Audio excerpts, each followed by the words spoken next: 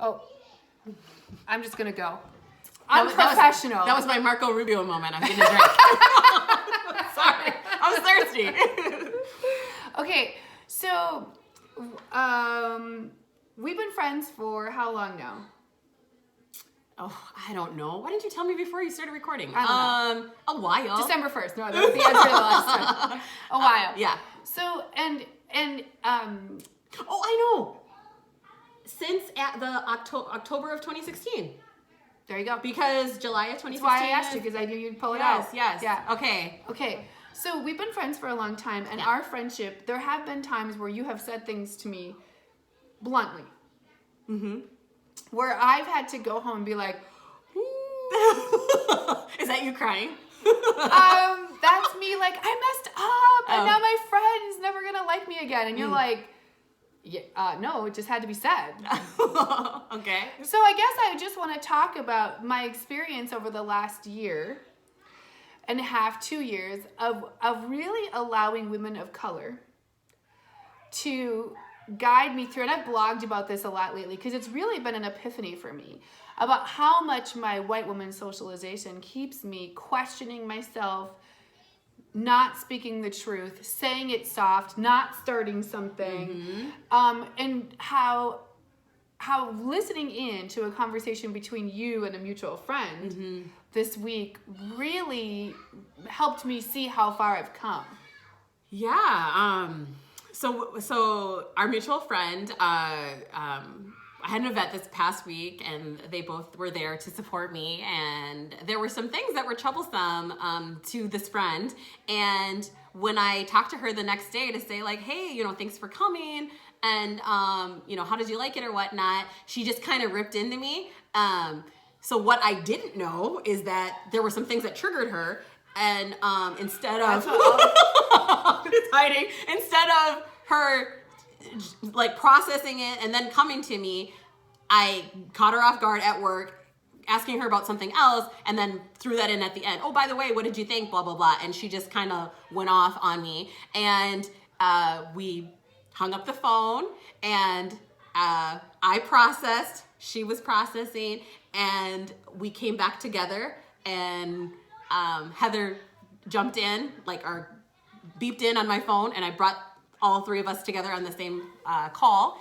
And so Heather just listened while me and our mutual friend just went back and forth and talked about it. Like, hey, this is what you did to me just now that made me very upset. And I don't know where that's coming from. Why are you doing that? Why did you say that to me? You're my friend. And she said very, bluntly, like, this is why I was feeling the way I was feeling, and I'm sorry that it came off the way that it did. I believe the term she used was bitch. Like, I'm sorry I was being a bitch to you. And I don't know, what's your... So, I mean, my take on it is that there are so many times in white culture where we don't say what needs to be said in the room, whether that be confronting racism, whether that be confronting patriarchy, whether that be talking about our experiences of our own. That politeness, and my pastor said it the other night, he was like, Minnesota nice is really oppressive. And I think that there are some times where we keep the peace, and we don't say the confrontational thing because we don't want to make a scene, right? You don't want to start anything. But what I witnessed between the two of you was actually an opportunity for your friendship to deepen because you were both authentic and honest with each other versus well, I'm going to go tell 15 other people what she said to me, but I'm never going to have the guts to tell her that. That's nothing, right? Yeah. So I think, again, this is just more of a conversation for what I've learned over the last couple of years is say it straight. Don't second guess yourself. You don't have to hurt someone to say it straight. You guys weren't like, I'm going to fire back the 15 things you did that was wrong. It was just no, this bothered me. Let's keep a short account of it. Yeah.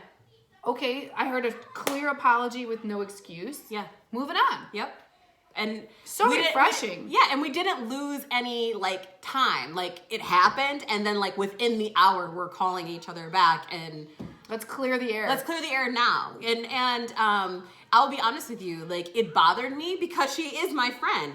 I care about her, I love her, and if she was somebody that I didn't care about, it wouldn't have bothered me in the least. And you know that. So like, I'm quick to be like, bye, goodbye, bye, haters. see ya.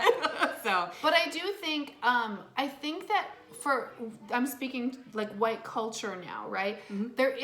There is a culture that we have to challenge in order to speak the truth, and we have to get more comfortable saying what works for us, saying when we've been hurt, asking other people to hear and see us.